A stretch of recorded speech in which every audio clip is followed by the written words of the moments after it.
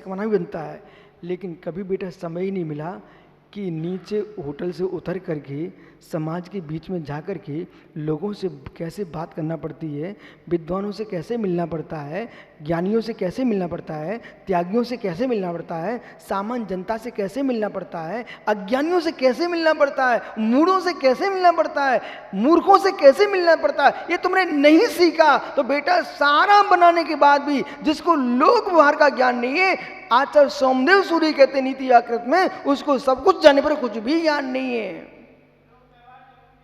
लोक व्यवहार का ज्ञान होना बहुत जरूरी है। लोक व्यवहार का ज्ञान होना जरूरी है, पर उसमें डूबना जरूरी नहीं है, नहीं तो मर जाओगे, साधना समाप्त हो जाएगी। लोक व्यवहार का जानना तो जरूरी है।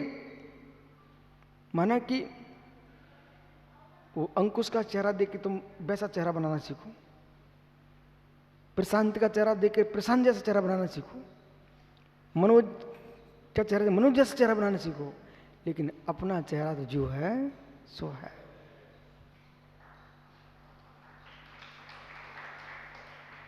किसी व्यक्ति ने आपको विनयपूर्वक कुछ कहा, विनयपूर्वक सुन लिया ना, आपको पता नहीं है, आपने उसको आयुदान दिया। बेटा ये रहस्य की विद्या खोलूंगा मैं कभी आपसे। यदि समत्व सागर से पीयूष ने कहा महाराज जी आज थोड़ा मन अच्छा नहीं लग रहा है, मैं क्या करूं, मैं अपना दिमाग खराब करूं तुम्हारी बात सुन करके, जाओ। ओह, आपने उसकी आयु का हरण कर लिया। जैन सिद्धांत तो समझ लो मैं क्या बोल रहा हूं, सुब्र सारी रहस्य रही है, आयु हरण कर लिया। अच्छा बेटा आओ, क्या हो गया, कुछ हो गया, कुछ नहीं, मन अच्छा नहीं लग रहा है, कोई बात नहीं है, आप ऐसा कर लो, अपन चलो भगवान का भक्ति करते हैं।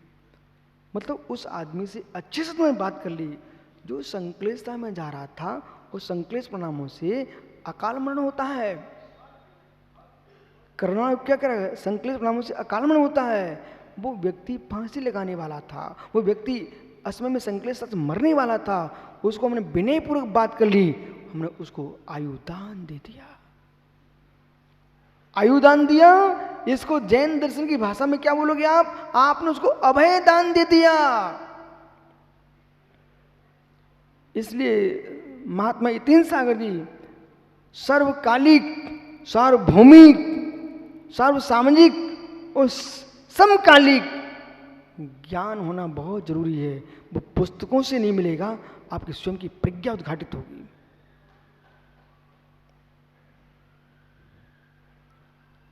विष्णु सागर जी को लगेगा कि विष्णु सागर समय बर्बाद कर रहे हैं, पर सत्य समय बर्बाद नहीं कर रहा हूं, मैं दूसरे के समय की रक्षा कर रहा हूं।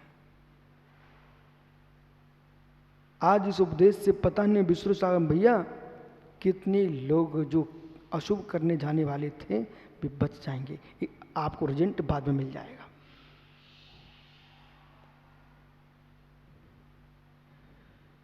एक व्यक्ति विष्णु सागर जी, मैं छतरपुर में प्रवचन कर रहा था और एक व्यक्ति निर्णय कर बैठा मुझे दीक्षा छोड़ना है,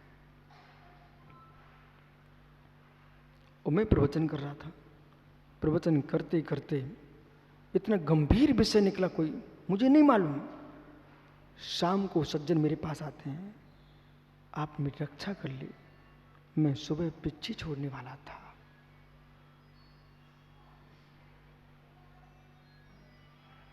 इसलिए व्याख्यान भावनात्मक हो, भावात्मक हो।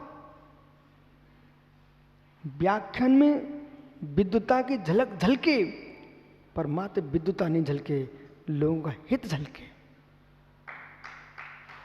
और जिस व्याख्यान में लोग का हित नहीं झलक रहा है, मात्र विद्वता झलक रही है, वो मेरे मित्र दूध तो अच्छा आया पर इतना ज्यादा गर्म कर दिया है, समय है नहीं है, सो मेरे मित्र फूंकने का भी समय नहीं था, बहुत गर्म है, रख के चले गए भैया, अब जब ठंडा हो तब देखेंगे।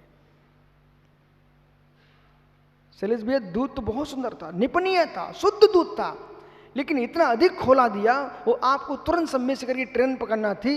और आपने देवी से कहा तुम रखो, अब फिर कभी आएंगे तब पिएंगे, क्योंकि इतना उबर रहा है, ये तो ठंडी करने का समय नहीं है। ऐसी व्याख्यान के काल में इतना उबाल मत लाना कि श्रोता बेचारे थक जाए, बोले हम बाद में सुनेंगे, बोले बहुत गर्म है, बहुत गर्म है। जैसे ज्ञानी प्रवचन में धारा क्या होना चाहिए? गटागट की गोली। सुना कभी? पंडित जी गटागट की गोली, खट मिट्ठी औषधि है। और पहले बच्चे के लिए गोलियां आती थी, संतरे की और पेपरमिंट की गोली। और पंडित जैसे मुख में रखो पेपरमिंट की गोली, लड्डू यहां से यहां तक ठंडा ही ठंडा। ऐसे जैसे पेपरमिंट की गोली मुख में रखो पेट तक ठंडा हो जाता है, ऐसे प्रवचन कान में जाए पूरी आत्मा ठंडी हो जाए, इसका नाम प्रवचन है। मित्र, भारत ने चाय पिलाना नहीं सिखाया, भारत ने लस्सी पिलाना सिखाया है। ये लस्सी हमारे देश का पेय, चाय हमारे देश का पेय नहीं है। चाय से तो आंतें जली, शरीर जला, मेरे मित्र, नींद भग जाए आदमी की और पाचन शक्ति बिगड़ जाए, लेकिन लस्सी पियो, ठंडे रहो और मेरे मित्र पाचन शक्ति बढ़ती है। ये भारत की देन है। लस्सी लस्सी लस्सी, अरे मैं नहीं पीता वो विषय अलग है, लेकिन लस्सी है कि नहीं? हम तो बहुत सारी सामग्री नहीं लेते, लेकिन है तो ना। मैं तो टमाटर भी नहीं, तो चावल भी नहीं खाता हूं, लेकिन मैं ये थोड़ी करी चावल अवश्य है, लेकिन चाय अवश्य है, चाय अवश्य। ओ हो, धन हो, सत्कार भी हो रहा तो किससे? बीमार हो जाओ इससे। भारत में सत्कार होता था कि गरीब के घर के द्वारे पर भी कोई गरीब आ जाए तो मेरे मित्र, ग्रीष्म काल की तपन में कहीं आदिनाथ भैया शैलेश कोई भूखा आदमी आया है, आपकी दादी माँ सीधा पानी नहीं देती थी, उसको गुड़ खिलाती थी, बेटा मेरे गुड़ खाओ, गुड़ खा के पानी पिएगा, ठंडा हो जाएगा, लू भी नहीं लगेगी, मरेगा भी नहीं, मेरे द्वार पर हत्या भी नहीं होगी। हो। जैसे गुड़ खिला के पानी पिलाते हो, ऐसे तुम्हारे उपदेशों में मीठा गुड़ खिलाया जाए। राजू, पत्रकार तो देश में बहुत हैं। मित्र, मीठा लिखेगा तो मीठा पाएगा, और कटु कटु लिखेगा दुनिया से दूर हो जाएगा। कुछ लोग ऐसे पागल, मैं खरा लिखता हूं, खरा बोलता हूं, पर हे खरे तुम किसी के नहीं होते, फिर कोई के नहीं बचते। क्योंकि बालू कितनी खरी हो, क्या पंडित राजस्थानी बैठे क्या? अरे पंडित साहब, बनारसी पंडित जी,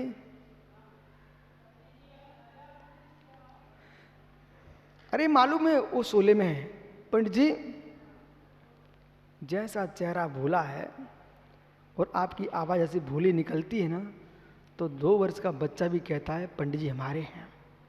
वैद्य की, विद्वान की, सम्राट की, गुरु की भाषा मिश्री से भी मीठी होना चाहिए।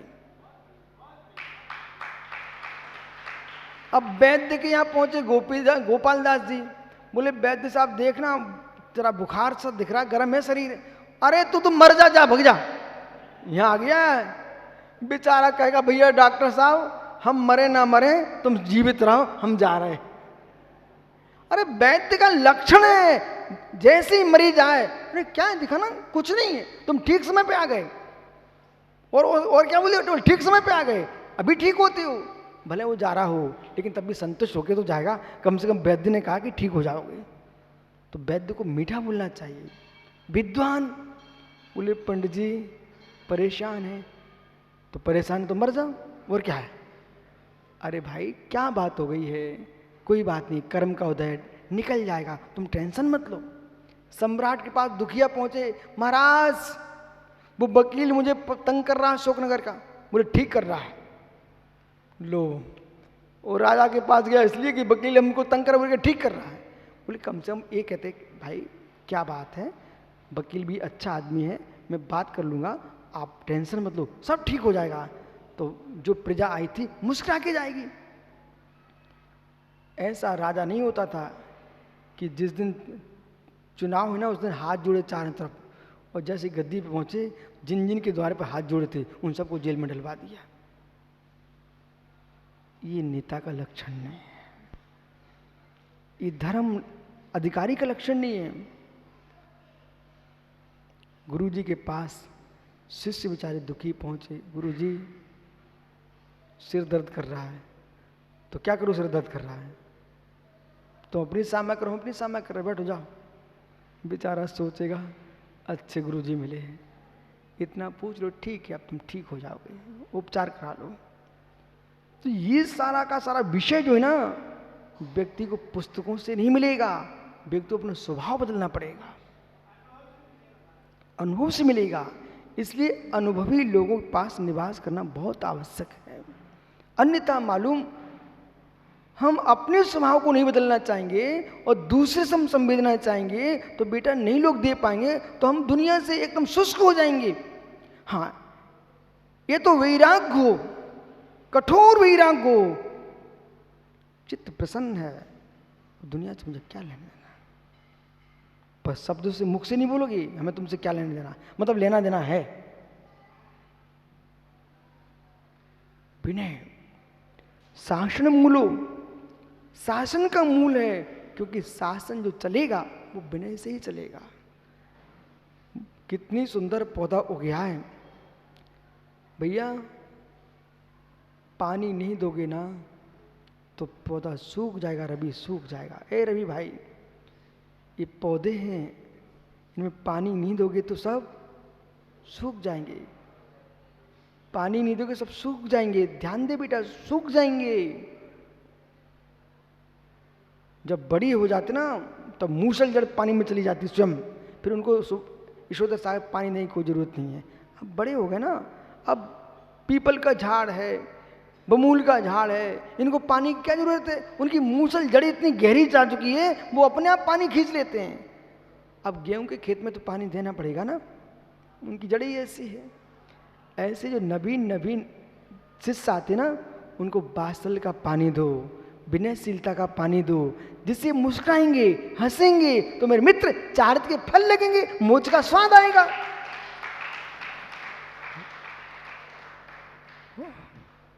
विष्णु शासन मूलो, ये मत सोचो कोई, अब माना कि विष्णु सागर सोचे, शुभ्र सागर सोचे, बोले ओ ये पीयूष को, श्रेय को तो नाम लेते रहते हैं, हम लोगों को तो पूछते नहीं है पिन्ने। अरे भाई, मुझे पता चल चुका है इनकी जड़ें मूसल हो चुकी हैं, अब उनको पानी की जरूरत नहीं है। जिनकी जड़ें छोटी छोटी हैं उनको पानी की जरूरत है। लड्डू, जो बच्चा तुम्हारा 16 साल का घूम रहा है उसे तेरी पत्नी दूध पिलाएगी आंचल का, कि जो आज जन्मा उसे पिलाएगी? अब वो 16 वर्ष का पागल है, कह रहा माँ हमको भूल गई है, हमको गोदी में नहीं रखती है। अरे पागल, अब तेरी गोदी में आने वाले हैं तो उनको गोदी में बैठना चाहता है। हो संजय सागर आए क्या? ये रहस्य सुनो भैया, बाकी सब मिल जाएगा शास्त्रों में। विनयो शासन मूलो, विनय शासन का मूल है। विनयो संयो भवे, ओहो, विनय शासन का मूल है।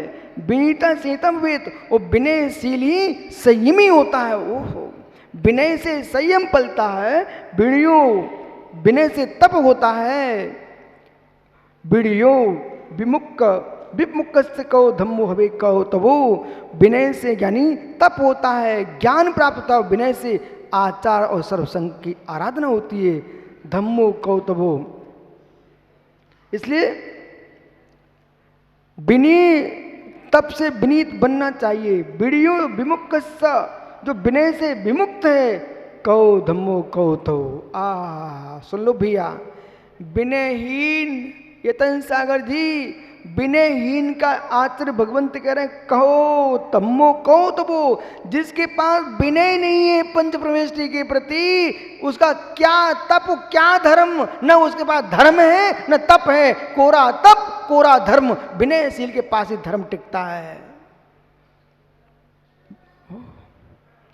कहो धम्मो कहो तो वो, विनय के अभाव में न धर्म है, कुतो धर्म कुतो तपहा, कहाँ धर्म है कहाँ तप है। इसलिए जीवन में विनय सीख लो। सुब्रत सागर जी, 2 दादा राजस्थान से आए, देखो एक लाल पगड़ी, एक केसरिया गुलाबी, ये दो पगड़ी वाले दादा राजस्थान से आए हैं।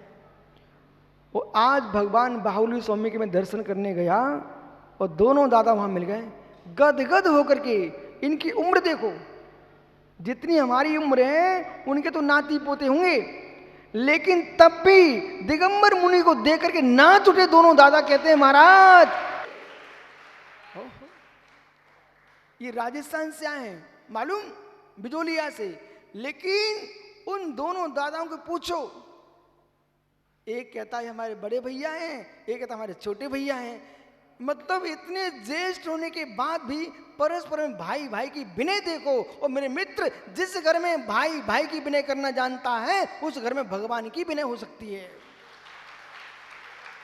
और जिस घर में भाई भाई की विनय नहीं करना जानता है वो भगवान की विनय क्या कर पाएगा।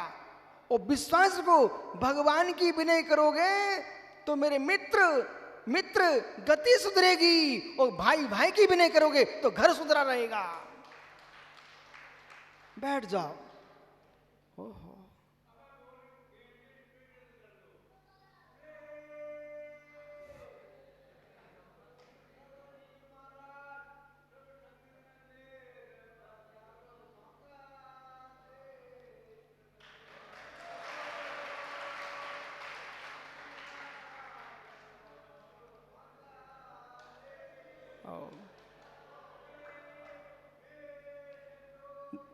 दादा चिंता मत करो, सबरी चौक पूर्ति रही तो राम पहुंच गए, और चंदन वाला चौक पूर्ति रही तो वर्धमान पहुंच गए। आप भी चौक पूर्ति रहो, ये मुनि संघ भी पहुंच जाएगा तुम्हारे देश। आइए, इस प्रकार से ज्ञानियों, विनय मोक्ष का द्वार है।